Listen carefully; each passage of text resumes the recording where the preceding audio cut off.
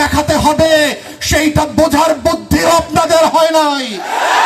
আপনার দল যারা বিক্রি করে দিচ্ছে সংবিধানের নামে, সংসদের সামনে গিয়ে ওদেরকে লাল কার্ড দেখান।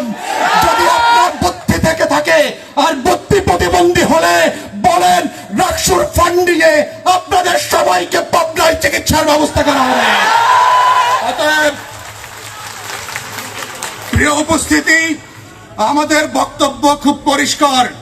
কোন দলের বিরুদ্ধে আমরা রাজনীতি করতে আসি নাই। জুলাই সনদ কোন দলকে সামনে নিয়ে হয় নাই।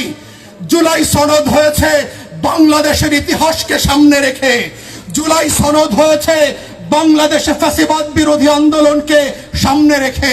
জুলাই সনদ হয়েছে গত 20 বছরের গণতন্ত্রের পক্ষে শক্তির লড়াই সংগ্রামকে সামনে রেখে। শুন, যেই প্ল্যাটফর্মে যেই ক্যানভাসে রাজনীতি করেন না কেন, আসেন সবাই মিলে বাংলাদেশের পক্ষে রাজনীতি করি, আজাদির পক্ষে রাজনীতি করি, ইনসাফের পক্ষে রাজনীতি করি, বাংলাদেশের জাতীয় স্বার্থের পক্ষে রাজনীতি করি, দিল্লির আধিপত্যবাদের বিরুদ্ধে রাজনীতি করব।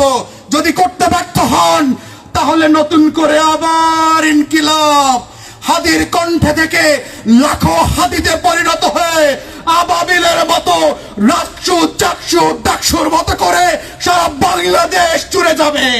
আপনাদেরকে সেদিন খুঁজে পাওয়া যাবে না। আসেন সেই রাত থেকে বাঁচার জন্য নতুন করে বাংলাদেশ পন্থী রাজনীতি করি, বাংলাদেশের জনগণের জন্য করি, আমার লাল সবুজের পতাকার জন্য করি।